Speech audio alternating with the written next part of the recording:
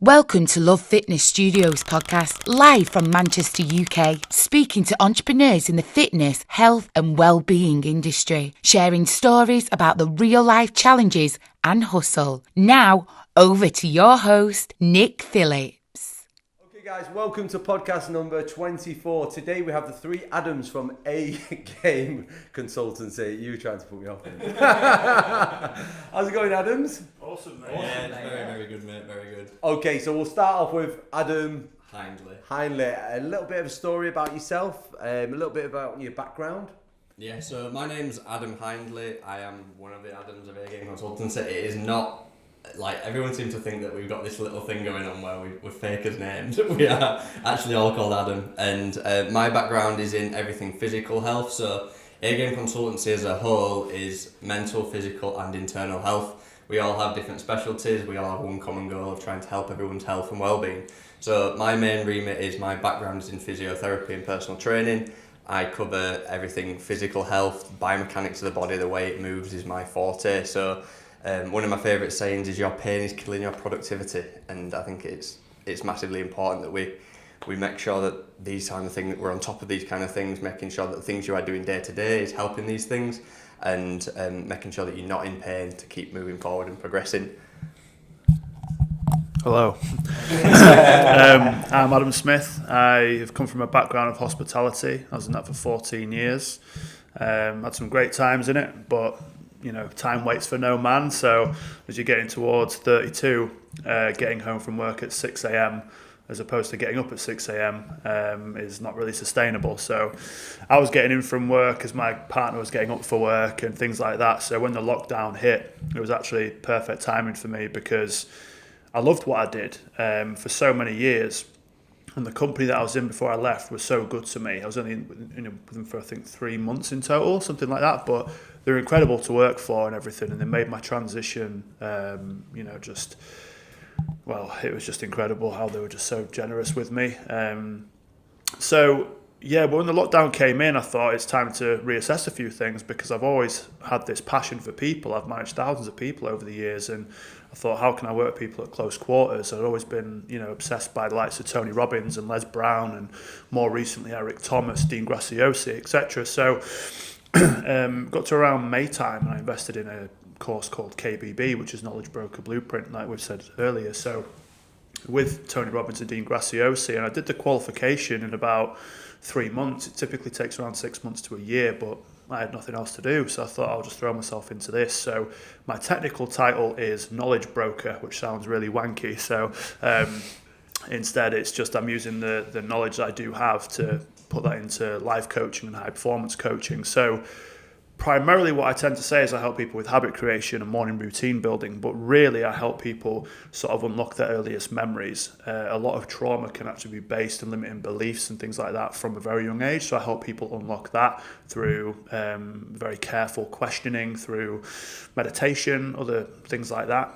But really what my sort of superpower is knowing the individual and who needs what. And in that moment, I know how to adapt my skills to that person. That's sort of what it is that I do. I've worked with both Adams, actually, and that's how we sort of came to form A-Game. I had my own business that was doing really well, but I felt like I missed that team environment. I've been part of a team for 14 years, and then in football since I was 6. So when you're on your own, completely on your own, doing admin, doing social media, doing clients, it was tough. And I didn't necessarily want to hire anybody. Obviously in the first year of business it's a bit of a risk, so I had both Adams as clients because they were both killing it in so many aspects of their lives, but they just couldn't quite get their mind right. So I guess that is probably what it is I help people do, is get their mind right. And I actually called them in probably mid-December, wasn't it? Early December. And I was like, I've got this idea. I work on the mental health, you do internal, the other Adam does physical. They both went, sorted. I was like, amazing. So it was an easy sell, which was great. Where did that come from then? Was it just a ping? You thought of it in the morning? Honestly, it was kind of like that light bulb moment that people refer to all the time. And the fact that we're all called Adam just so happened to be a positive thing. But as you know, you don't have favourites with clients, but you have people that you just connect with on a deeper level. And myself and Hindley, who I worked with first, I could just see that he's got all this stuff going for him. but he was just getting in his own way, and until we unlocked that, he couldn't move forward. So I thought, well, I've known Adam for like 3-4 years, was it? And then I've known Mayhew for probably since we were about 17, 18. So these two had never met.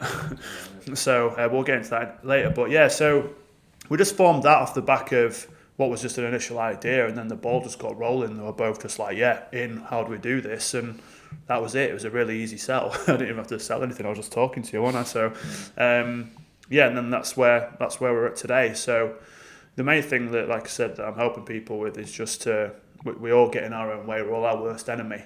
There's an exercise I do with clients called Superhero Story, and one of the things that you refer to is kryptonite. And the kryptonite for most people is actually ourselves. So that's a big problem. So I'll move on to Mayhew now. Thank you very much, sir. Yes. My name's Adam Mayhew. Obviously the third Adam within the A-Game trio. And my background's actually IT. So I did I'm counting on my fingers. 16 fingers. No, not 16 years in IT. Yeah, so in the corporate world, working up IT consulting, that type of thing, leading technical teams into operations management for small companies and multinational companies, very large ones as well. So, it was about 4 years ago. Yeah, I had a little moment and I thought, I'm not in the right job here. So I became fascinated by nutrition, the human body. I had a little moment with my health and I thought, right, I'm going to work on, sorting myself out. And through that process, I just fell in love with health and nutrition and food. I was like, I didn't realize how powerful this is. And I realized, I've not been doing this properly. So I started studying it. So I've been studying nutrition and I'm now a nutritionist and a health coach. So with our clients, I work with them to meet their nutrition goals, whether that's weight loss. Obviously nutrition is a massive subject. It's very, very in depth, but the area that I sort of focus on is making our clients feel better. Just by making simple little changes to the food, educating on the different types of food, the macronutrients, the micronutrients, making sure they're getting the right nutrients in to improve their well-being, improve performance and vitality. So that's the kind of what I do at the moment. So so complete change from being this stressed out IT sort of corporate guy to now health coach, nutritionist, and working alongside these two legends. So Cool. So I always like to go right back to the beginning with with my guests. So starting off with Mayhew. Yeah. I'll get there. I know. We'll get there. Yeah. I'll get it. We could just go 1, 2, 3. Early. So what were you like at school? What were you like as a child? Was you into sport? What was? So we'll just same question across all three of you. Yeah, it's quite an interesting question. So as a child, I had a very sort of normal upbringing. I'm the youngest of 3. Never really had any issues as a kid. I wasn't really into football and stuff. A lot of the sort of people that I hung around with at the time were very much into football and things. I was the kid that played squash, and I was on the athletics track, skiing on the dry ski slope, that type of thing. I was out on my blades instead of kicking a football around. I was into more. Hated me as a kid. I know. So that was kind of my sort of what I was like as a kid. So who did you inspire to be when you were young? Everyone's. That's. Did you have a sporting hero, or was you into? I'd say my sporting hero was probably my brother. So he was really into his track and field. He was a sprinter, and I remember at school, he's 2 years older than me, and he was very much into his running. And I looked up to him actually. Now that I think about it, I've not been asked that question for a while. So I looked up to him. I wanted to be like him. Really, he was the fastest in school, and I remember he used to play football, but they only put him on the football pitch because he was quick. So just pass the ball to Lawrence, pass it to him, and you couldn't catch him. Is he still into fitness now? He's like a father of 3 now, and he's working on his PhD. But he's got back into running again now, and that's because of me, because I'm very much into my running now as well. It's interesting, isn't it? That's what I was like as a kid. Well, I'll over to you, Mr. You almost forgot that as well, didn't you? Yeah. Which one are you again? Yeah, I had an amazing childhood in that sense. I was very fortunate, incredibly loving parents, great older brother. You clash as you do with your brothers, the siblings. He's 3 years older than me. So school was a bit of an interesting one, really. So I've got dyspraxia, and this wasn't actually brought to my attention until I was probably about 15, because what would happen is the way that you taught, obviously at school, is everything gets written down on the whiteboard and the blackboard, and then you went with dyspraxia, it's like you're looking down, you look up, and you're like, where's my place? It's there. And by the time you do that 4 times, it's gone. So you just, like, after a while, I just became so frustrated that I just started distracting other people. I've also got like a form of ADD as well, so I'm like a puppy, I'm like, I get distracted by shiny shit. So that was kind of the problem. I was kind of the stereotypical like jock in that sense. I was good at sport, and people just thought I was stupid because I was in the bottom set for everything. When, as we say on Clubhouse all the time, if you judge a fish by its ability to climb a tree, it's always going to think it's an idiot. So this is how it was for me. I'd go home and not get shouted at because my parents were tyrants. They'd just shout me because I've got another F or whatever on my report card for being a little shit. And then I'd go back to school and I'd get shouted at for distracting again. So I was in this vicious cycle, but then on reflection, it's like, what was the common denominator? It was me. But it's because I had a severe lack of understanding as to why I was doing these things, and it's because I wasn't necessarily happy in myself, so I'd then portray that onto other people. So I wasn't bullied like physically, obviously, because I'm quite a big guy, but verbally I was around, some teachers as well would call me like thick as pig shit and stupid and, all the rest of it. I used to with one teacher, I sneezed and I got thrown out for it for being so distracting. But again, after a while, it's like the boy who cried wolf. It's the person who's constantly disrupting. You just get, So I create massive empathy around that and understanding as to why the teachers were like this with me, because I was probably that annoying kid that they looked at the sheet and went, oh, I've got him again. But I wasn't doing it from a place of malice. It was just a complete lack of understanding and self-awareness as to why I was doing it each day. So I wish I could see the teachers now and go back and apologise for my behaviour, but my actual upbringing itself was incredible. So, but yeah, I thrived at like football, tennis and all that sort of stuff, and I only got like 2 GCSEs literally in PE. I got like an F for theory, but I got an A star for my practical, which gave me a C grade, So how did your parents take to that? Horrendously. What did your parents do for a living? So my dad's got his own plumbing and heating business that he carried from his dad. And I got to a stage of around 15, 16, because we wanted for nothing. We went on nice holidays, we had the nice house, the nice car, went to Vegas, New York, Florida every year, very lucky. And he was absolutely killing it. And then the crash happened in 2008 and every business got affected, but he was still doing really well for himself, and he still continues that to this day. And my mum was a mum with, obviously 2 boys to look after and a wife and everything like that, but she had massive career ambitions and she was very successful before we came along and ruined her life in that sense. But no, they went to therapy over me, and the therapist, I remember laughing, the therapist laughed at my mum. She's like, excuse me, what are you laughing at? She went, he's just being a 15-year-old. Like all the stuff that he's doing, he's not doing it to attack you. You're not a bad parent. But my mum was so cautious over being a bad parent because there were moments from her childhood where she felt like she wanted for nothing in the basic sense, but she didn't get the love that she wanted and that she craved. So she, has been like the most incredible mum to me ever. She's my best mate and, someone that I look up to in every sense of the word. But she felt like that she wasn't doing a job because I was acting out and being a little shit. I was being a little shit because I had this and I didn't realise it, and they diagnosed it at 15, and that was sort of 10 years too late in that sense, and the support then wasn't as good as what it is now, because the support around dyslexic like Adam is and dyspraxic like I am is remarkable compared to what it was before. So I just used to act out as much as I could, and then that made me obviously fall behind enormously in that sense academically. And I always said from about 15, I was like, I'm just going to run my dad's business. That's it. I'm just going to run my dad's business. Not thinking about anything that it entails.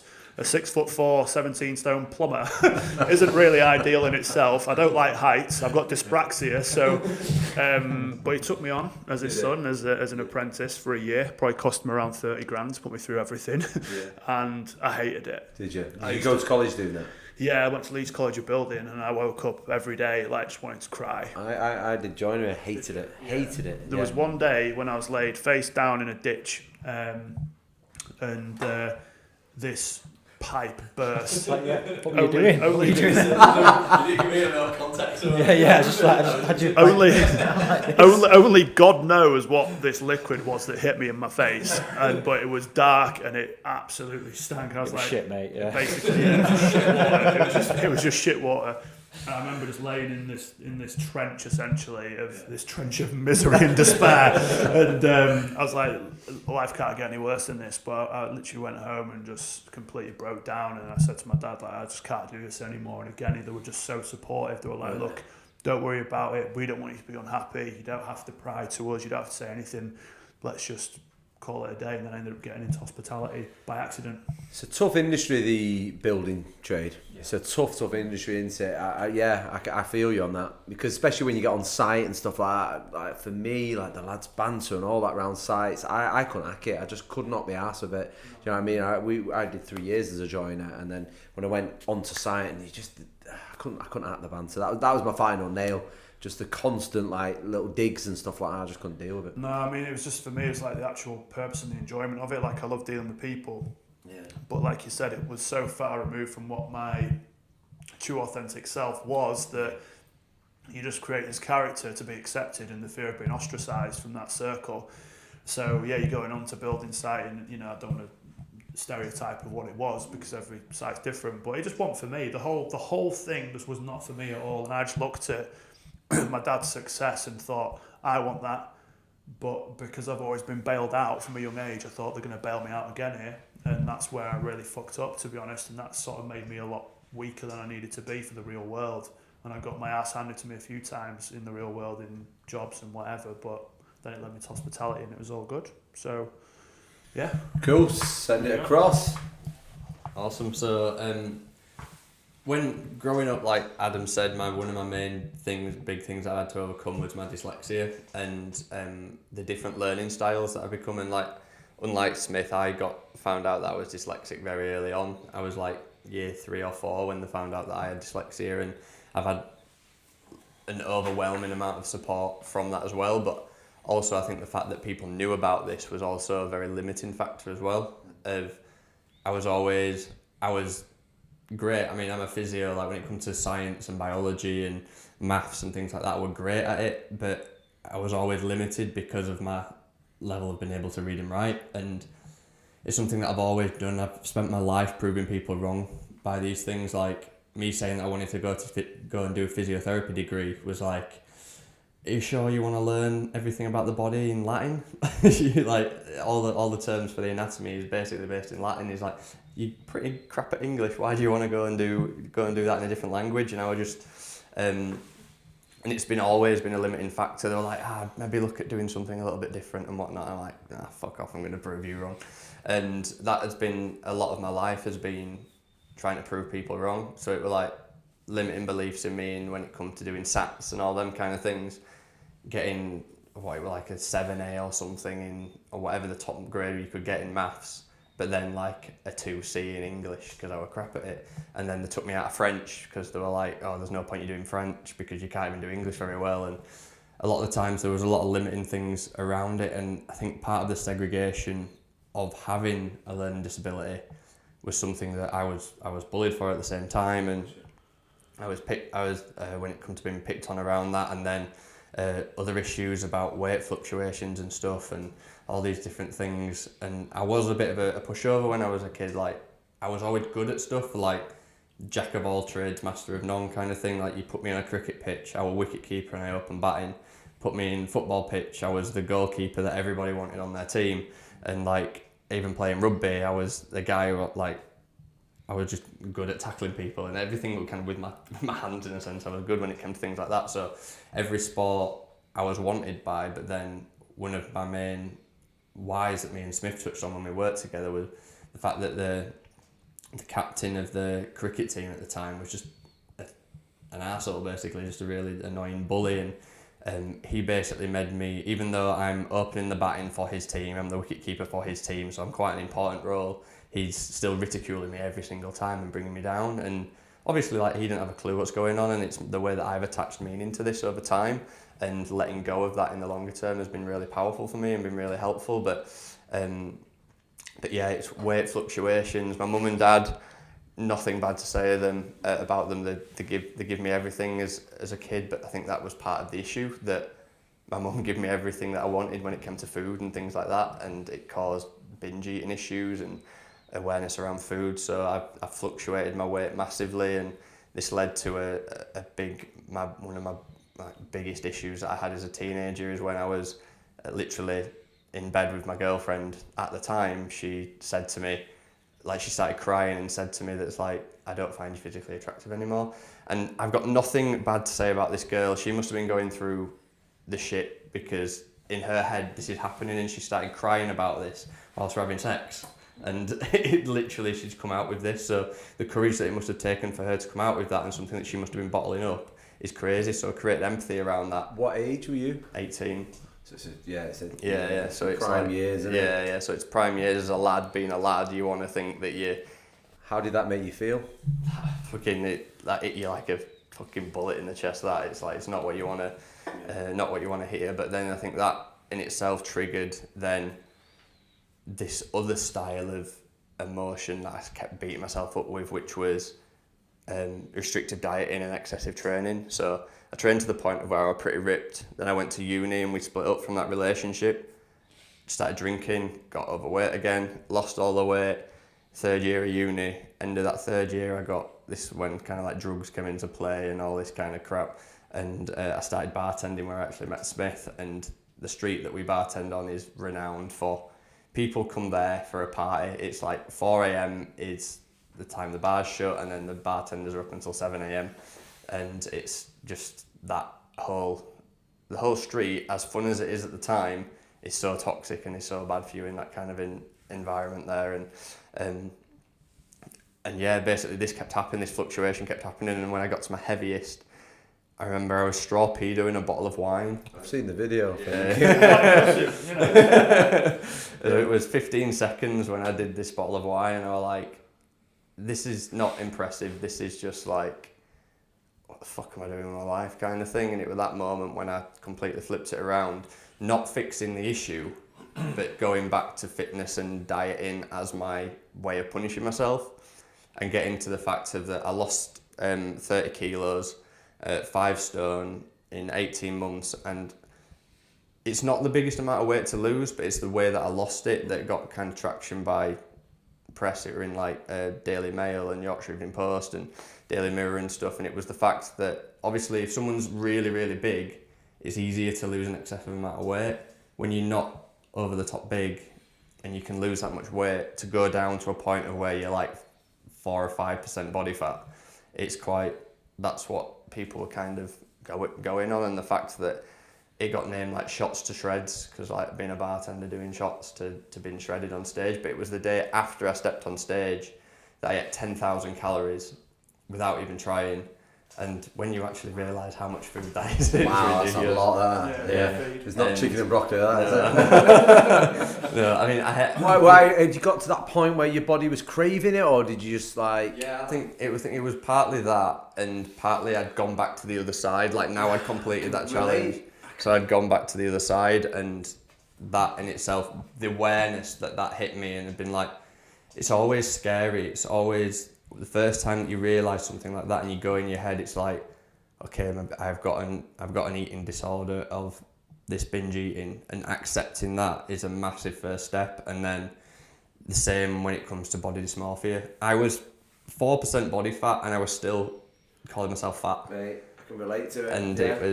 And it was just this level of different things that are at. So the two sides of my struggles have been like my learning disabilities, my dyslexia, and then this fluctuation with weight. It's like with my dyslexia, I had to get to uni. Obviously, you need a C in English, And I sat my English GCSE and failed 5 times.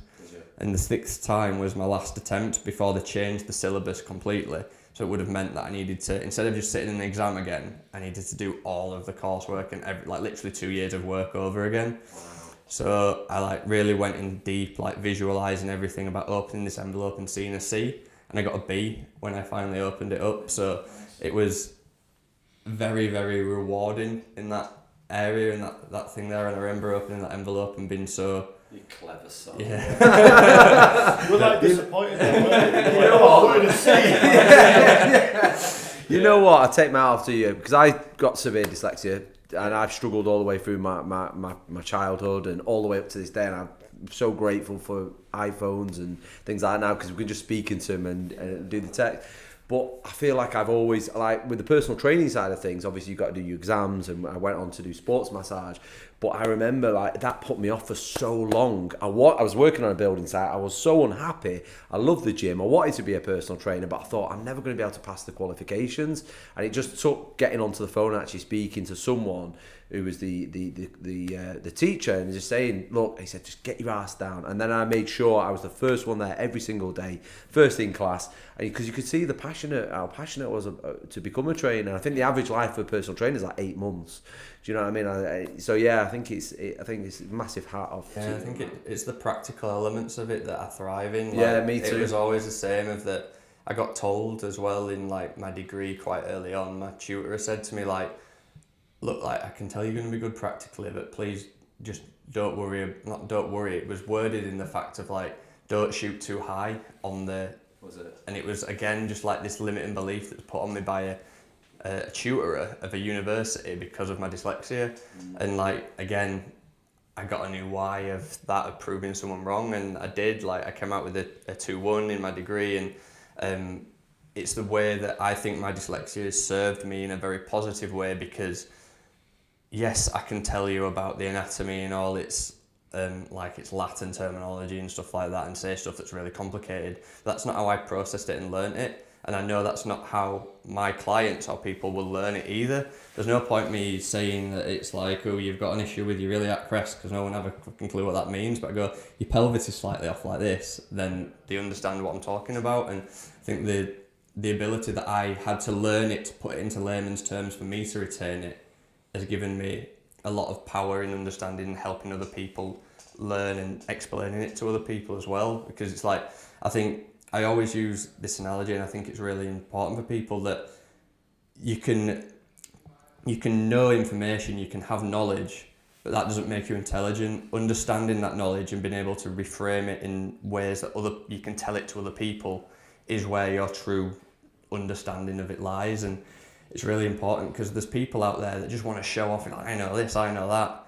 It's well, tell me it in a way that I'm going to understand it, mate, and then I'll know that you know it better. Yeah. And that's kind of part of where I am right now, of and I think this is something great that the other two Adams do as well, and I think why we click so well is when we help people, and you'll know from the clubhouse as well, is we talk about it in such simple ways. Our key saying in our business is simple solutions to your difficult problems. We're not saying that you're going to feel better tomorrow, but we're saying if you do actually drink some water, you're going to feel fucking better than what you did yesterday. True. And it's just really simple solutions to people are really difficult problems. And I think that is something that we're trying to achieve now. And I'm thankful for, I'm grateful for my dyslexia. I think it's given me this entrepreneurial mindset and this ability of proving people and proving my worth to a lot of other people. So I don't, yes, it was tough growing up with it. Yes, it's been hard times, but it's like you say, iPhones, technology, and everything now has just led it to a point of where I'm fuck it, I can do it anyway. 100%. You bring different powers in from different areas, don't you? It was interesting, actually. I asked my mum the other day, literally after I was having these deep conversations on Clubhouse and really digging in deep, I had to ring my mum one morning. It was a Saturday morning. It was about 5:15. I woke up. She's like, "What are we waking up for?" And I just wanted to know, what her thoughts of me as a child. And she said, "You know what, Nick? You always you had everything stacked against you with the learning disabilities, and when I moved to London, all these bits of it. But she said you always kept going. It's like you're like this, just kept going, kept pushing forward, and I think that's the thing. That you find your different ways, don't you? Yeah. I just done that. It's like before I went to university, obviously with dyslexia, I got 6 rejections. So I'm not only not passed my English GCSE at this point, I've got 6 rejections from university. So I had to go and do a year in college to then get an actual offer to do what I wanted to do at university. So yeah, sitting my English GCSE 6 times was very fucking tedious. You've done it now. Brilliant. Got it now. It's a letter on a fucking piece of paper that no one gives a shit about now as well. It's just fucking so annoying. But yeah.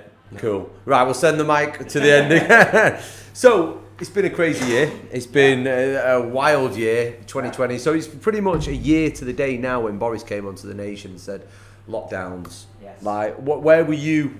Like, take me back a year now. So where were you sort of a year ago? And what was you thinking? We obviously didn't know too much about COVID. We didn't know too much about all this, these face masks and all this. So where were you literally a year ago? Well, physically, I was in the Middle East, so I wasn't actually in the UK. Yeah, they were, the UAE, I was in Dubai basically. The UAE were a little bit on it in terms of locking the country down. So they were a little bit ahead of the UK. So to be honest, where I was at this point, I was screaming at Boris going, hurry up and lock the country down. Should have done it ages ago. But anyway, that's another story. Yeah, so I was actually, when we were driving down here, I looked at it was Hindley that said, oh, it's a year ago since the first lockdown. And that got me thinking, and I said to both the Adams, shit, this was a year ago and I was let go. So I had my IT job in Dubai, and then I was studying my nutrition in the background, you see, at uni. And it was around about now. Yeah, it was this week when I literally just got the phone call from my old boss and said, we're closing the Dubai office, you and your team are all being laid off. I was like, oh, shit. Yeah, so this point now, it was a bit of a...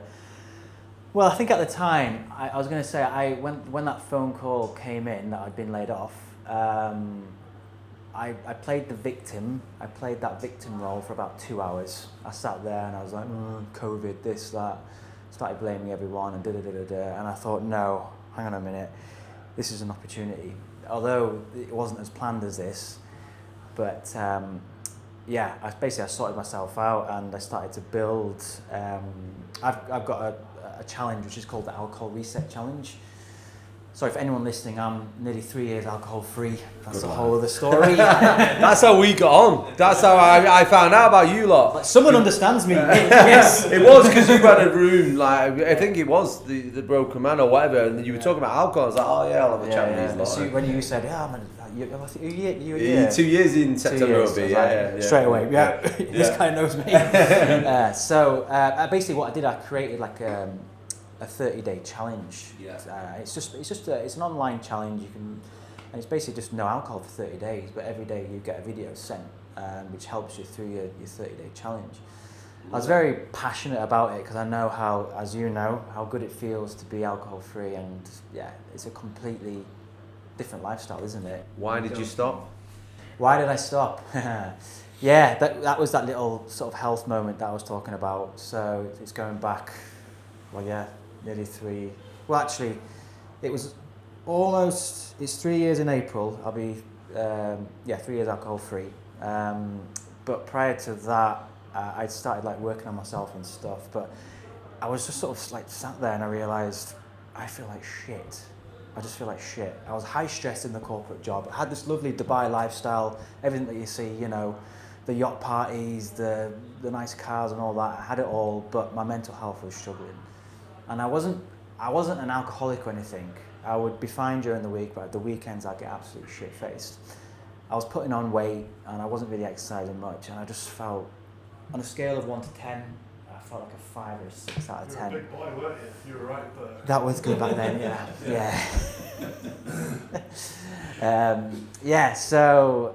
I just thought I need to change. This is not. I could see where I was going.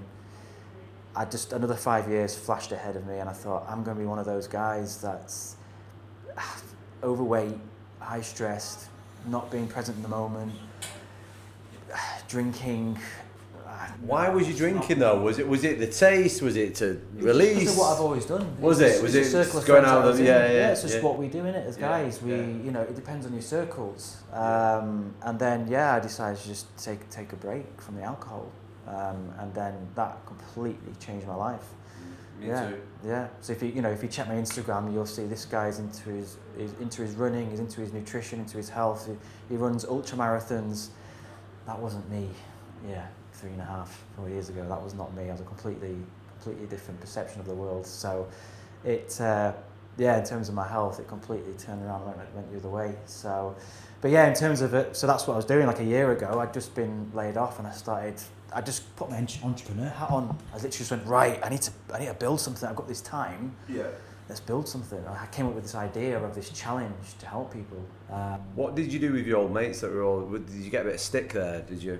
Or did you come back from Dubai then? So I came back into Dubai July last year. Yeah.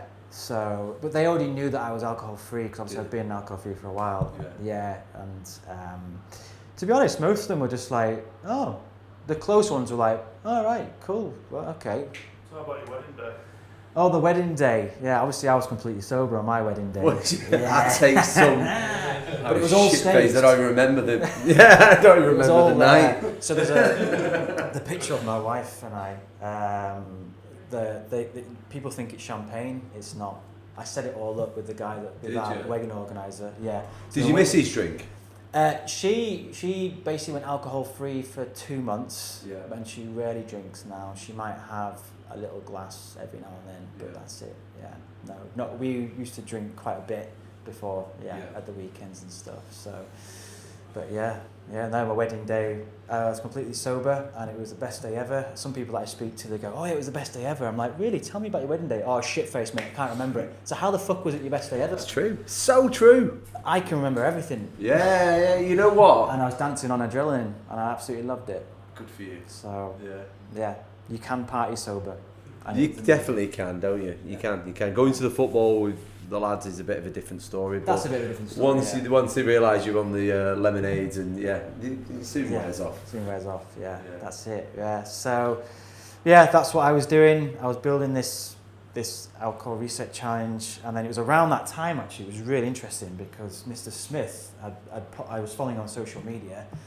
He basically put that he was going into life coaching and he was starting this up, and I was like, oh, this is incredible, because I'm very much in the self-development space. And I messaged Did you two know each other by then? Oh yeah, we like he used to serve me drinks in the bars. I used to walk into his bar absolutely shit faced. 17, 18 and know each other. Right, cool. Yeah. So lots of boozy nights in Harrogate. I used to walk into Banyan and, hey mate, give me a pint. Shops, yeah.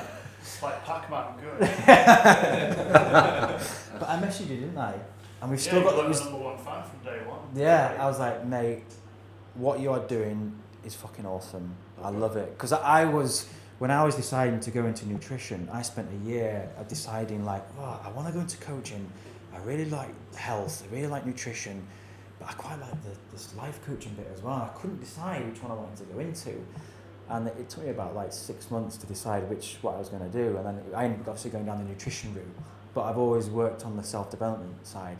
And when you put that up, I was like, this is amazing. And we've still got the message. It's our first message on Instagram. We scroll right down. Obviously, we've got a lot of messages between us now.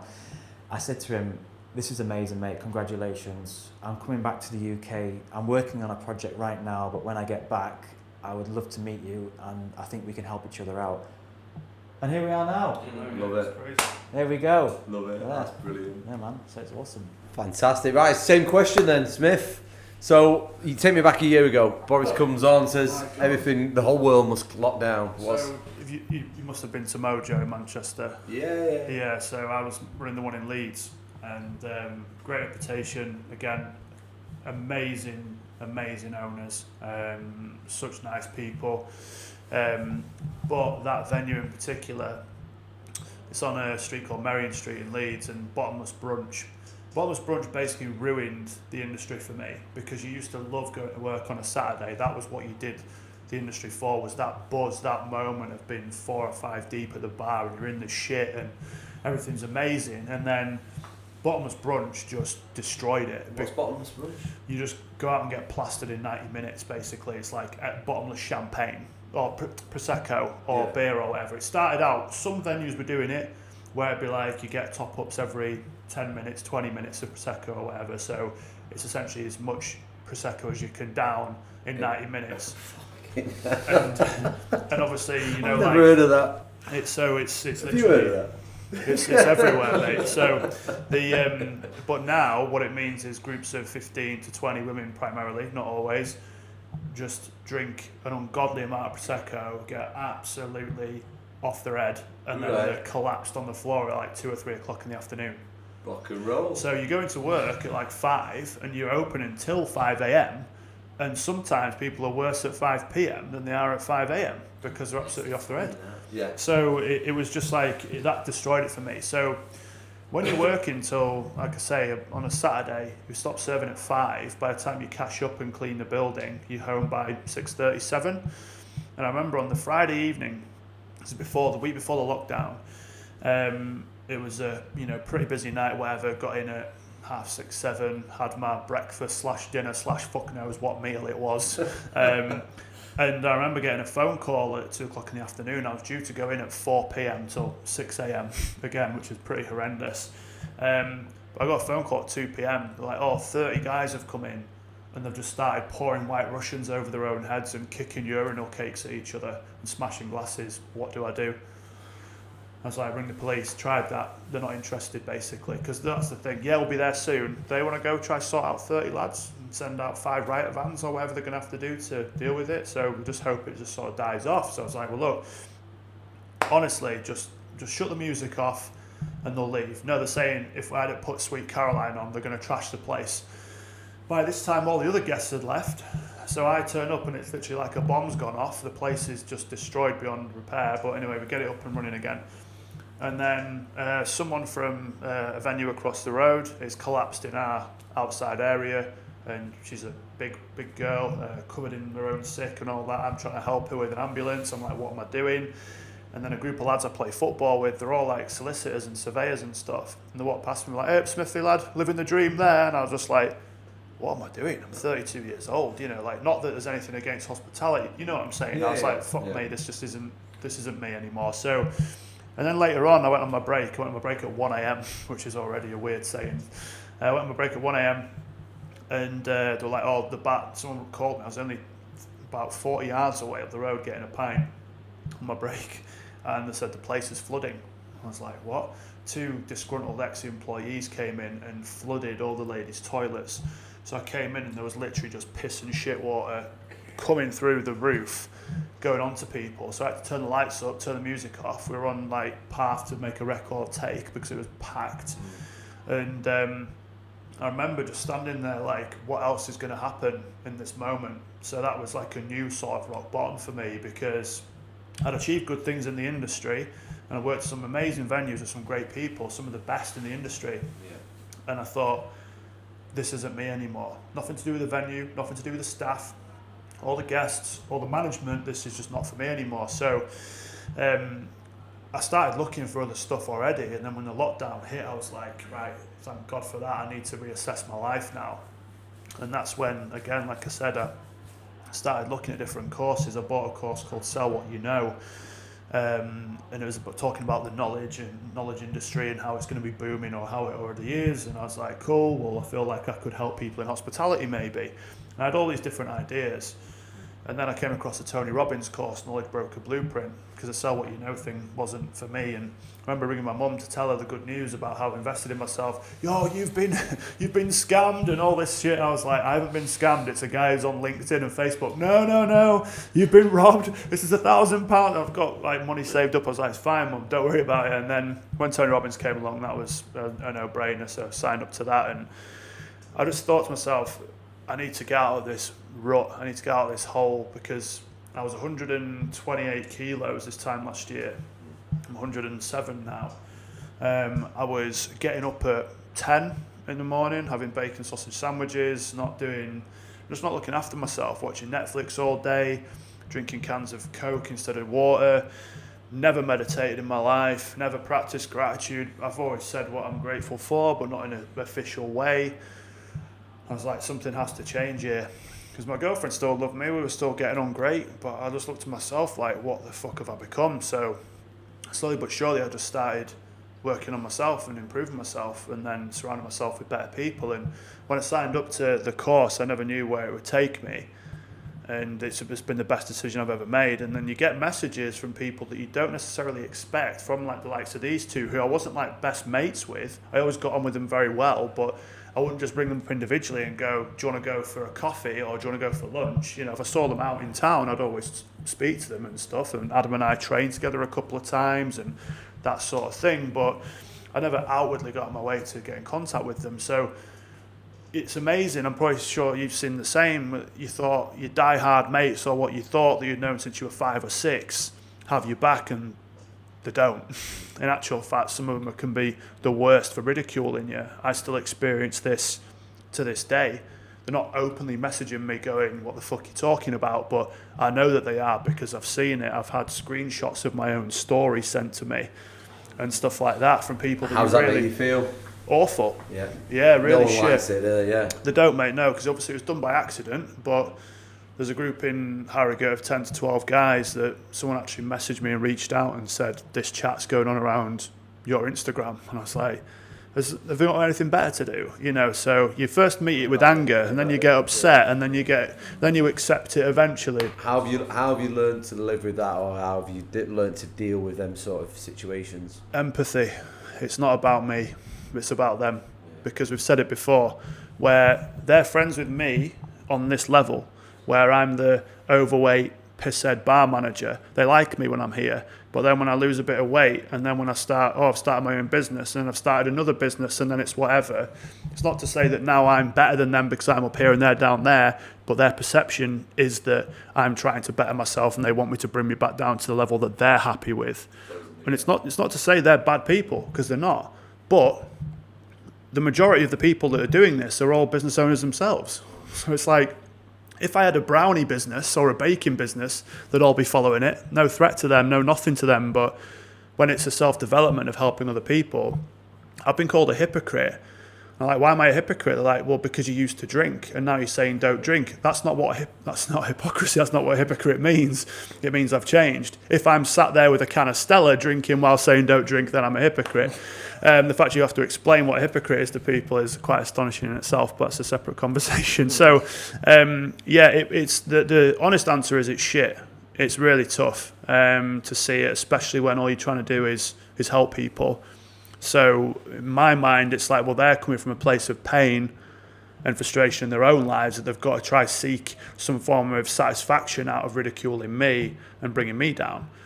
So it doesn't mean if I see them in the street, I'm going to go up to them and smack them. It just means that what I'm going to do instead is just ignore them, or just be pleasant with them and move on with my day and surround myself with more people like you guys, because like Andy always says in the clubhouse room, you need to pay attention to who's clapping when you're winning.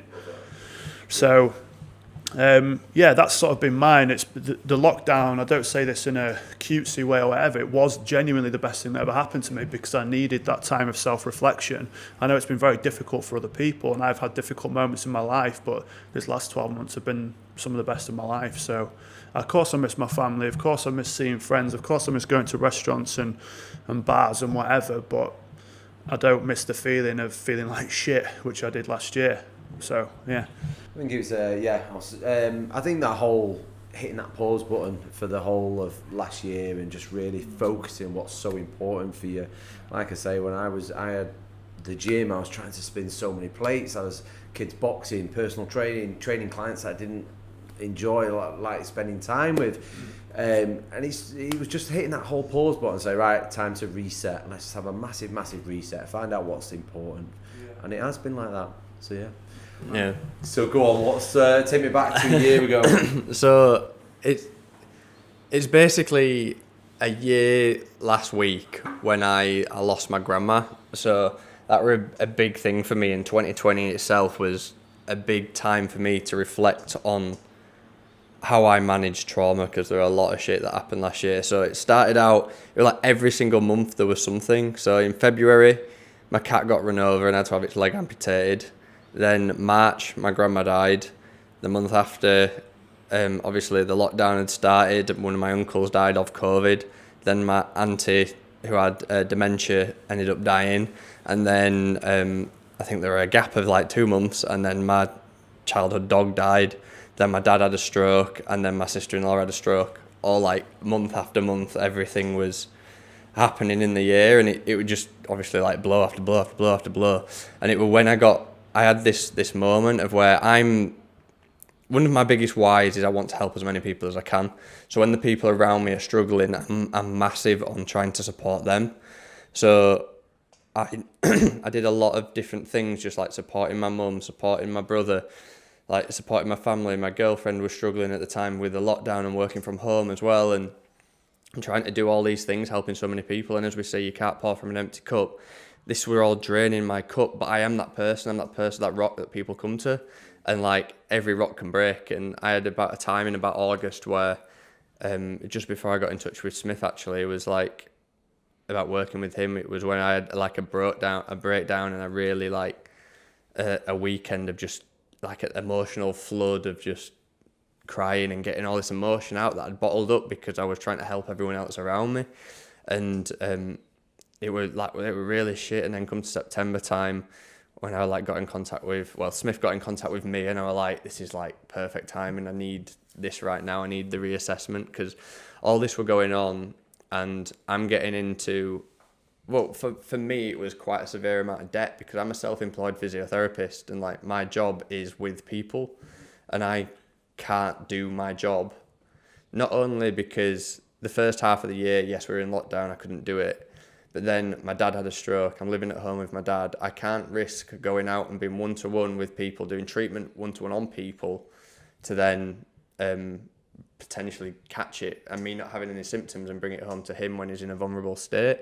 So I ended up getting into about 8 grand's worth of debt over the course of last year. And the government, as much as I had books for 3 years, and as much as the self-employed support thing was nice to have, it didn't do me very well. So I turned to what I know, and what I really knew and what I really enjoyed was making content. So I made a lot of Instagram content, a lot of workout videos and different things like that over the last year.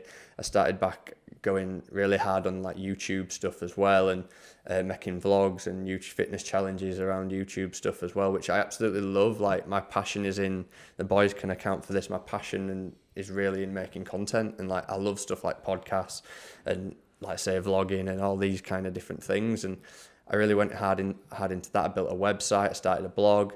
And another big challenge for me, being dyslexic as I am, starting an actual blog website as well, and just learning about all these different social medias. And it's something that I was just trying to throw myself into, but obviously when you're doing that kind of thing, it's really hard to get enough traction to actually make any money from it. So I was doing some online physio and doing some little bits here and there of like video consultation stuff, and I realised that there is a lot of potential in that, but people don't realise that. And a lot of the perception of physio is people, go and get a massage and rub it and it'll make it feel better, kind of thing. And but it's not about that. A lot of the times for myself, it's here's the toolkit, go fix yourself kind of thing. It's like I align you with the right tools, but you need to fix it. And I can do a lot of that online, but it's getting rid of the perception of, like, okay, come in, I'll do a little bit of a massage here, maybe some mobilisation of this little bit, and then you move on. And realistically, that's taking you one step forward. The other step is going to be when you start doing the exercises that you need. And you can hop along the way doing the exercise on your own, but if you keep coming back to me for a massage, you're going to start doing this little dance where you're taking one step forward, one step back the entire time. And I've got really passionate about not just fixing people in the short term. I could fix someone in 6 weeks and then they'd be gone for 6 weeks and then come back and say the pain's come back. It's like, no, let's get to the fucking root of it and let's sort it out and let's get you in the longer term fix. And it's about changing habits and routines and lifestyles and what you do day to day, which again then links massively into what we preach at A-Game. And yeah, just basically bringing that back round is like, I had a very shit year when it come to just trauma, and the fact like emotional trauma with different things happening in the year. And yeah, like one of the biggest things that I turned around from that was gratitude, and it's the hardest thing to in these situations. It's one of the hardest things to practice, but I'm grateful that my cat got run over when it did, because it meant that it could recover whilst there wasn't as many cars on the road, and it could learn going out and about again when there weren't many cars on the road.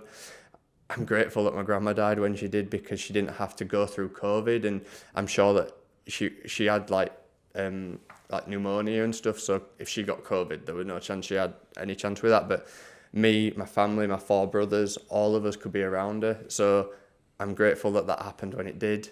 I'm grateful that my dad had the stroke when he did, because it gave him a massive wake-up sign and it wasn't that severe. And then I'm grateful that my dog died in the way he did, because he had 6 months of like uninterrupted attention from all of us, because we were in lockdown for the entire time. So when you turn these completely shit situations around and you can actually create a little bit of gratitude towards these events, it's very powerful. And I remember this was something that I worked on for Smith, and he was saying, like, have you ever practiced gratitude? Have you sat down and spoke about it and like spoke to yourself in the mirror about it? And I've never done it, and I really found it quite like patronising. I don't know if it was the right word, but it was just I didn't like doing it like that.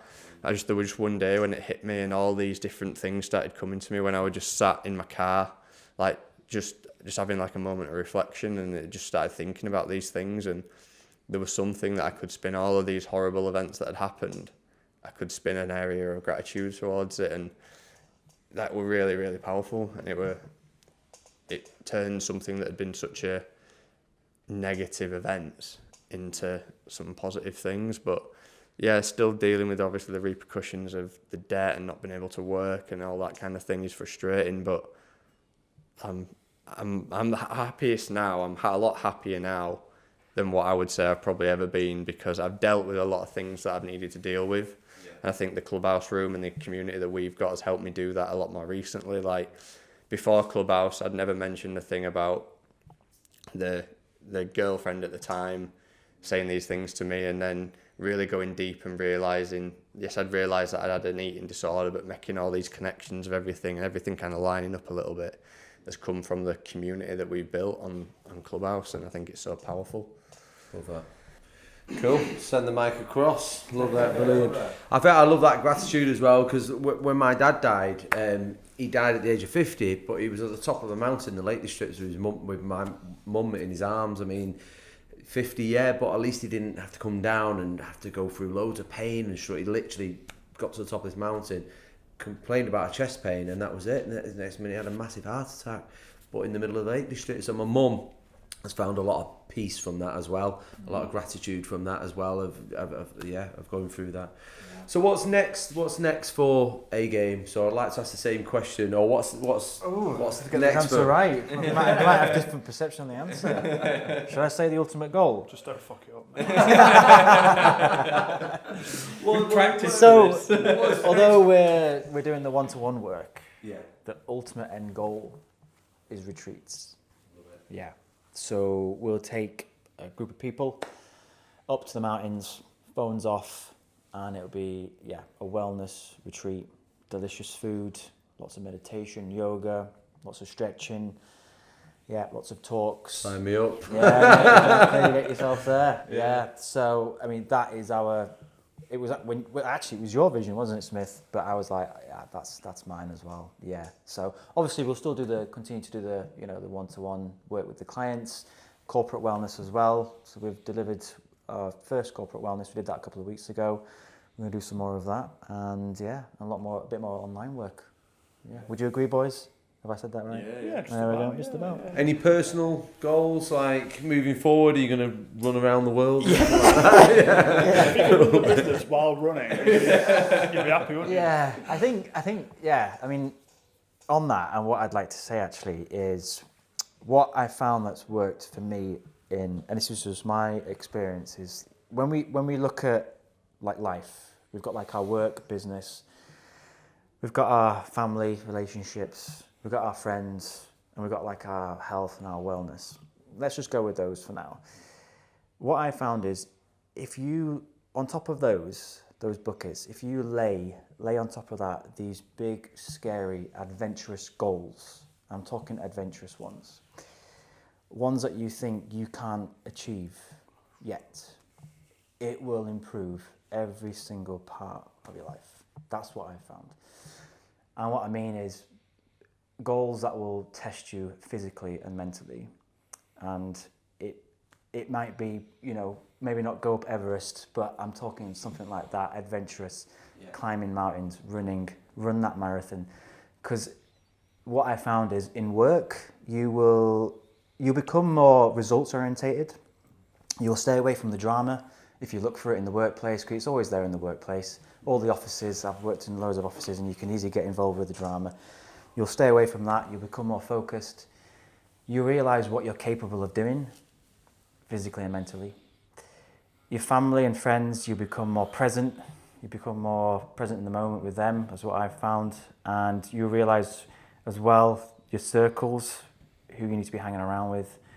And also pushing yourself, particularly I'm talking about endurance running here, how good that is for your mental health and your well-being and your soul. It's just amazing. So yeah, but in terms of that, so I do have a big adventurous goal coming up. Obviously lockdown has affected things, so a lot of my adventurous goals are all thrown out the window, as with many other people.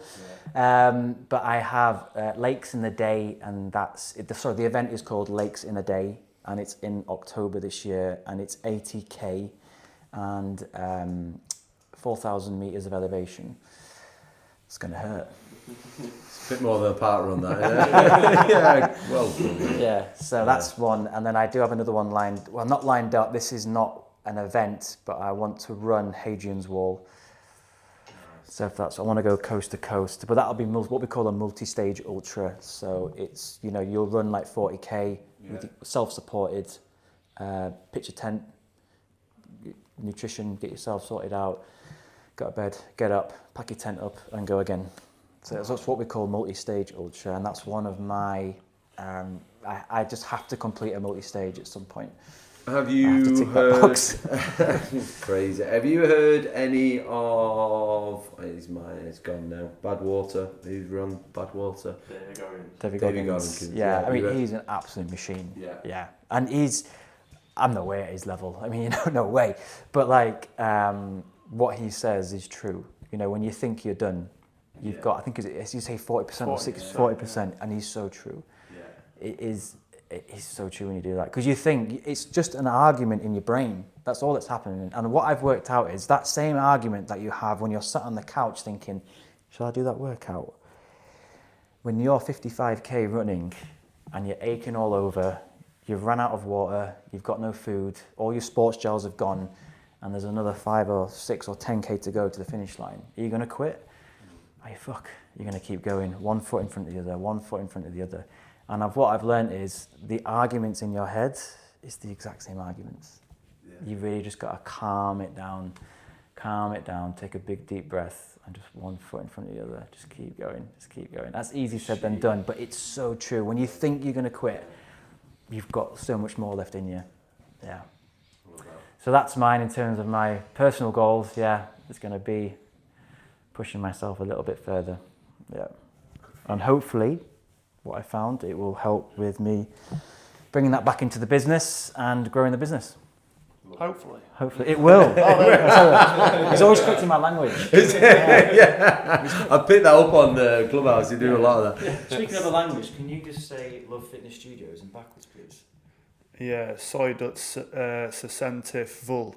I can read backwards, it's really weird. I saw that. Yeah, it's just because of the, for point of reference, when I got so frustrated at school of reading the blackboard and whiteboard forwards, I just start reading it backwards instead, because I was just like, well, they're going to rub it off anyway, I don't have time to write it down, so what's the point? I can see why them teachers had a bit of an issue. So what's your goals? I'm going to provide the snacks for his runs.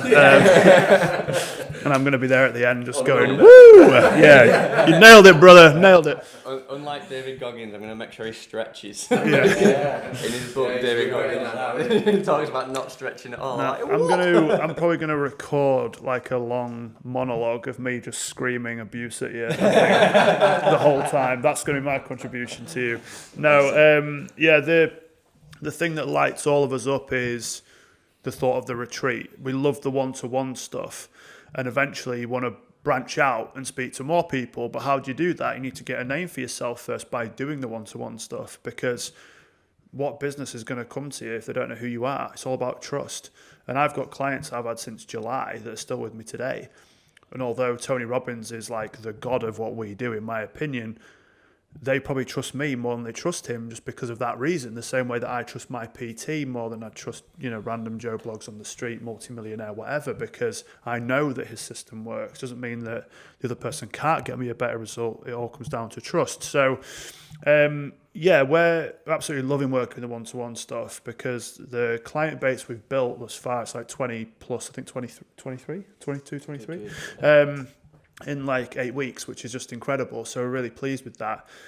But we want to be on stages, we want to do public speaking, we want to be doing corporate training sessions, etc. But the true fulfillment for us is the retreat. So the idea would be it's 4 to 5 days, roughly, 12-hour days, similar to what Tony does. It's full immersion. So there's no fucking about, there's no 9 to 5 lunch break for an hour or any of that shit. It's literally get there, 5 a.m. or 6 a.m. start time, meditation. No one's allowed the phone apart from like a 30-minute break on the evening if people have kids and wives want to check in, etc.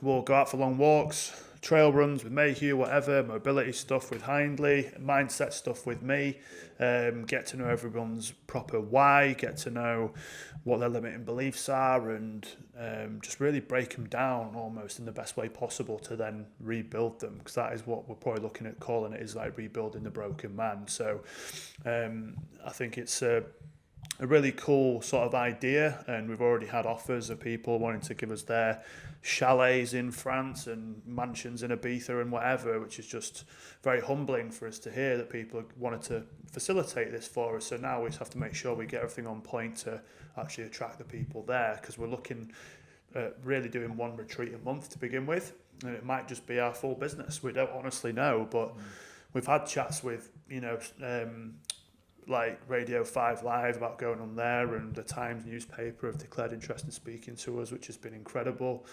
And Men's Health as well are going to do an article on us and all sorts. So we're absolutely over the moon, but given that it was an idea in December, and Tony Robbins does have a saying that you overestimate what you can do in a year and you underestimate what you can do in a decade. And it's just so true. Like, imagine where we could be 10 years from now. It's crazy, but because we live in this instant gratification society, everything has to be now, otherwise we're a failure. And it's like, no, it's just part of the process. And the way that the wording that we have in our business is reps. This is just doing reps. That's all this is. Podcast today, rep. Clubhouse every day, every morning, rep. Business training, even if it's for free, it's a rep, because we're just building up our confidence each day. We want to be on a stage inspiring millions, but it's going to take time. You're not just going to get to the promised land, because if it was that easy, every other fucker would just do it, wouldn't they? It's so true. It's so true. And like I say, everyone wants to be on that big stage, don't they? But they don't want to do the hard work. And this is the learning bit, innit? This is when we learn our fuck ups. This is when we learn our little bits of mistakes. And so, yeah. Yeah, learn how to build the stage before you want to get on the fucking stage. That's the thing. So it's because you need those knocks. You need to learn. Imagine if we just got put on a stage now in front of 5,000 people, and you might go, shit. Massively. Like, I've got a mentor, and he says, but you've got to learn, like, the air conditioning kicking in. You've got to learn how things don't throw you off if people aren't laughing at your jokes. You've got to do the hard work. You've got to do it. It's like you say, it's reps. I love that. That's exactly it. So the short answer is, I don't know a year from now where we are going to be or where I want to be. I know that today, where we are right now, is we're sat here with you. We've met you through a great app, and we've come over to record a podcast. And then after this, we're going to go for a walk. And then later on, we're going to reflect on the day. And then we're going to attack our client notes for the week. And then tomorrow, we do it all over again. Are we going to have lunch in there somewhere? Yeah. He's literally like a fiend. He eats like 8,000 calories a day. He's like the Energizer Bunny, aren't you? But you've got worms, one of the two. But so it's the cliche answer really is literally just live in the moment and enjoy it, because when we reflect on what it is we have achieved, not that we're brown nosing ourselves, but it's also not about going, oh shit, we should be further on because of Joe Blogs. And it's like, it takes people years. Like a friend of mine, Jay, owns Gym King, and went to Marbella with him last year, like 2 years ago now, and we were just talking to him like, how did you do it? Like, he's 30, he's a millionaire, and he's absolutely killing it. But he's like, mate, I was doing car boots for like 2 years. And then I was doing this out of my garage for a bit. And then I did that for a bit. And then when I look back and make it relevant to me, I'm like, I haven't done my car boots yet. Do you know what I'm saying? Like, that's the thing that resonated with me, because that's how Gymshark started. Yeah, he was posting all his stuff. Yeah, I got some of his early stuff, and it wasn't anything like what it looks like now. No. It was like literally a t-shirt in a. You could tell he packed it himself. Correct. And we look back at some of like the logo ideas that we were batting around. Mainly me, brain vomiting. But they were shite, But it was just like, it's just funny because it's all part of the process. Of course it is. And we've fallen in love with that process every day. Not the retreat prize, that is the grand finale prize, but no matter how good you think it is, it just won't be. It'll start and it'll end in 4 days, and you're going to have to clean down the house, and then, right, what next? That is the feeling that you get. So fall in love with how we get to the retreat, don't fall in love with that moment. Because I have this clear visualization session I do every morning for about 5-10 minutes, and I put some really upbeat music on. I get myself into peak state, and I physically imagine walking through the door of this mansion and that we're going to rent out and eventually own one day, and then we're going to do this and all, But in my head, I'm like, right, I've got this vision now. But Jim Rohn says a visualization without action is the first step towards delusion, right? So you have to take the action every day, imperfect action. Not every day is going to be amazing. Not every day is going to be productive, but just keep going and keep doing the fucking reps. Slow and steady. So yeah, Absolutely. Moving the needle, isn't it? It's moving the needle every day. So for myself, completely agree with what the other two were saying. Like we're very, very much visions aligned on that principle. But for me, a big thing is I want A Game to be like a brand. Like people say Tony Robbins or Unleash the Power Within, and that's a brand. Like I want A Game to be, I want it to have its own e-commerce, water bottles, productivity planners. I want it to all these kind of branded things, laptop stands that I think every person in the world should have, by the way. But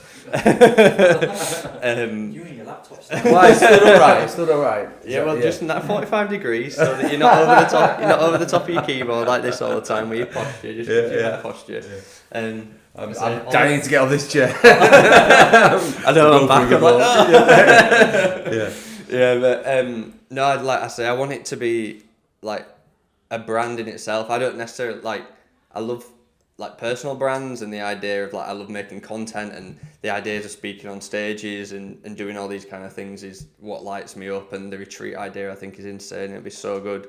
But I'm looking even bigger picture than that. I'm very kind of, when it comes to the entrepreneurial mindset, I'm very business orientated of owning the retreat mansion and then owning another one that we do somewhere else, and we have other people that are doing the retreats, even though that will be really hard to let go of. I think it's a step that we could have our own trainers doing these other retreats all over the place, and next thing you know we have 5 going at once, and we're like, oh my god, what's going on? But I want A Game, I want A Game to be a brand. I want to look big picture, very, very high. My vision for it is massive, and I think that there's a lot of retention, and I want it to be that thing in the health and well-being space. And personally, I've got a lot of other goals when it comes to investing and property and all these kind of things as well. I've been very driven in that kind of capacity, and these guys can go vouch for it. I talk about it all the time. And but I think it's just got legs, and I want to literally run it as far as we can run it. And I think it's like Mayhew, it just doesn't stop. So I think obviously what we're doing right now, one-to-one stuff. I love seeing the results that we're getting. It's been insane, the fact that we've been working for people with 6 weeks, and there's some people that are they're different, they're different person to what they were when we started working with them. And it's amazing that I think the compound effects of having 5% better in your mobility, physical health, 5% better in your internal health, and 5% better in your mindset is compounded to an amount of 50% better in your life kind of thing, rather than it being just the 15% better. It's crazy, and just seeing that results and just making it bigger and bigger and bigger. One of my deep whys is about helping as many people as I possibly can. How do we do that? We make it a brand, we get a bigger name for ourselves. This is not a vanity thing, this is a fact of that to help more people, we need to be more well known. So when it comes to making the content and driving forward in like that as well, it's like, that's why we want to do it. We want to do it. It's why we want to push the clubhouse room and get it out to more people, because not vanity, it's helping people. That's the why.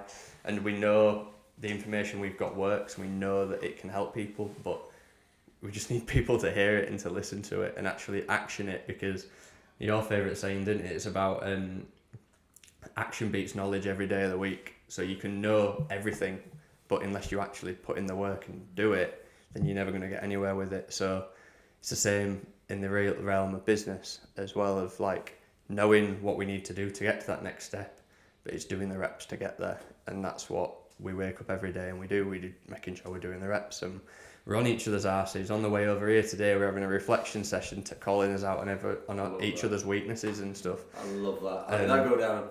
Well, that's the thing. It's like we're all very open about the self improvement, and it's the matter of that. Yeah, stop farting as much when we're sat doing work. That's the good vegetables. He eats so much food. That's how he keeps going. It's like extra gas every time. It's like boost. No, but like we say, we're all very open to self-improvement, and we don't see it as someone having a dig at each other. It's like, look, it's strengths and weaknesses, so it's all like strengths and areas to improve, as we talked about it. It's saying, look, you're fucking good at this, but you could really do with learning technology a little bit more. Or something like, say for me, is like, I am very like business and mind orientated, so it's like, stop focusing on the numbers and the financials so much, let's just focus on the process a little bit. And it's being as open as we can about these things, because these are the things that are going to move us forward and keep us humble and keep us on the line that we need to be on. And we realise that this is a marathon, it's not a sprint. And like Kyle says in our room, if you want to go fast, go on your own. If you want to go far, go together. And we want to go fucking far. So it's just making sure that we can keep doing that and keeping each other on the right track with it. Love it. Brilliant. Right, one last question then. So we'll send it back down to the other end. So any regrets? We'll keep it short. Any regrets over your 30... How many years have you been on this earth? 34. 34. Soon to be 35. Any regrets? Anything you would have done a little bit different? Can you remember you're that old? They always say, don't they, like, no regrets. But I think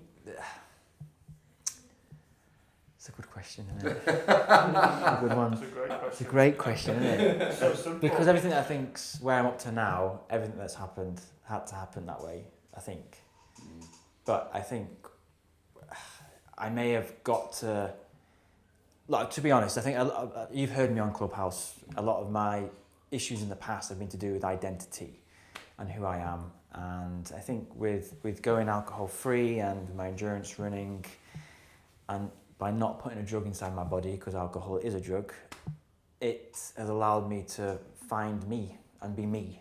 And I think over the years I've mixed in the wrong circles, or not necessarily the wrong circles, just not understanding the power of circles that you're in. And it's not, we might have mentioned it on this podcast, or we definitely mention it in Clubhouse every day.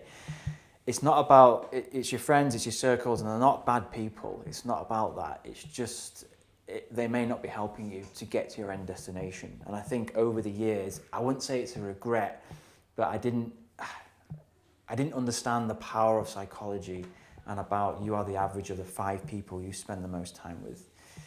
I only learnt that 3 years ago. So yeah, and I think not necessarily a regret, but if I'd known that earlier, I probably would have been on the path that I'm on now, would have happened a lot earlier.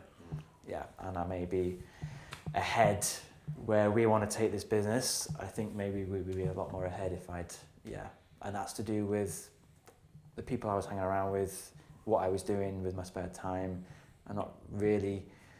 I was the kind of guy, I feel like I'm rambling a bit now, but I would read all the self-help books. I've read, years ago I'd read Stephen R. Covey's book, 7 Habits of Highly Effective People, those classic books, Dale Carnegie's books, How to Win Friends and Influence People. I'd read them, but I didn't put it into practice.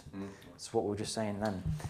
So, yeah, I think, it's to do with, if I'd known the power of who you hang around with is who you become, thing would have been a little bit different. But I don't regret it. I think That's you've the got to be thing. ready for it though. Do you You do, agree? Because yeah. like I say, I've been to the States, to Russell Brunson events and all sorts of stuff, but I don't think I was ready then because my mindset wasn't in the right place. I was Exactly. still going back to the gym, which I absolutely loved my time in the gym. Yeah. That was like school to me. It was like college, business school, everything.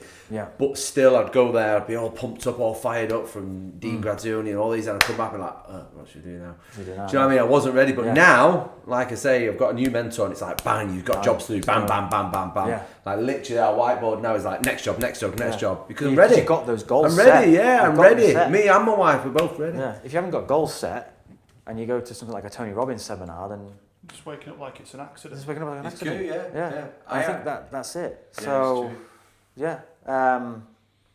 yeah, so that's it, man. Yeah, setting those goals and going for it. Good answer. Smith, any regrets? No. Drop the mic. Yeah. It's going to sound really wanky and really cliche, but I just have lessons learned because it's exactly what I wanted to do at the time. That's it. That's all the regret is. It's now looking back in hindsight going, oh, I wish I... But at the time, that's exactly what you wanted. And that's why you did it. So it's, that's... I think that, of course, there's loads of mistakes that are made, but those mistakes are what shaped me as a person today in self-realisation. And I have hurt people. I have done things that have been destructive for others and for myself.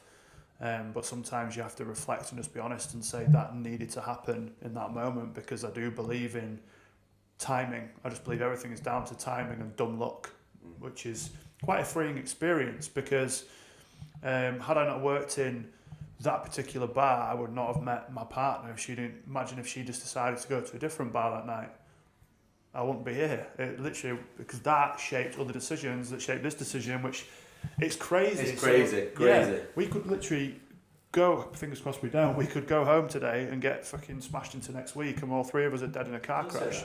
Like, I'll never live it down. It's my fault. it's all your fault. Yeah, you should never come across the Pennines. I'm gonna drive down so slowly. That's why you're going to get wiped out. Remember that time when we died? That was really good, yeah. Going to see Nick. But honestly, like, that is just the harsh reality of it. All we've got is this moment right here, right now, and this is the biggest thing that I've learned out of this whole process, and everything just comes down to timing and dumb luck. So, but you can put yourself into the remit of being more successful with the people that you are surrounding yourself with in the environment that you're in by going to Tony Robbins events and Russell Brunson. You're surrounded by 2,000 or 3,000 other like-minded people who are just going to bring you up, and then you come back and you're like, oh shit, what's going on? I feel that really moment of deflation now, and I've just hit a brick wall, and what do I do now? I go find people around here that are like that, because they are there. You just need to find them. They might be across the Pennines in the form of us three and come over to see you, and you come over to us when the time's right and whatever, and no problem. But the more that we can do this, it is going to put you in a better position. So while a lot of it is down to that dumb luck, it's also about putting yourself in the right situation to be successful as much as you can. So no, I don't have regrets. I just have some very fucking harsh lessons that I've learned, to be honest, because at the time it's exactly what I wanted. Whether it's right or whether it's wrong is down to someone else's interpretation, not mine. Last question. Yeah. Before we wrap it up, make it a good one. So it's like looking back. Do I wish that I'd have taken my English GCSE a seventh time? No, it's so there's things obviously that you regret for your health. So like, do I regret straw doing bottles of wine every weekend? And probably, but as Patrick says in one of our rooms, is have you had enough pain yet? I'd probably not had enough pain at that point to make myself aware that I needed to change. So. And obviously that kept going, and after that, even the food and the restrictive dieting is like, well, no, it took me to actually go into being an absolute skeleton, to being aware of it again. Do I regret any of it? No, I don't regret anything that's happened in my life, but I think the point is that I'd done all these things because I didn't have enough pain, and I'd got to that point of where I had enough pain, and that's when I've decided to change and realise it. I've always been driven, I've always been motivated, and I've always been wanting to push forward and have my own business. Like, it sounds quite bad, but the idea of working for somebody else and being a number 2 or a number 3 is just never passed my mind. I'm a fucking number 1. I'm going to own my own shit, and I'm going to make sure it's right.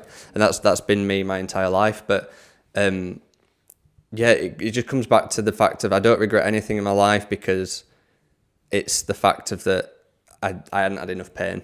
So, and I think the fact that when you hit that point and you realise, fuck, I need to do some more about it, and you have that realisation in that moment and you've had enough pain, and it's massive. And we talk to people about it all the time that are like umming and ahhing about potentially wanting to make changes and wanting to do our course or wanting to do anything like that. And it's like, what you've just said to us is you're struggling so much, but yet you're not willing to invest in yourself a little bit, just showing the fact that you haven't had enough pain yet, and you're not at that point.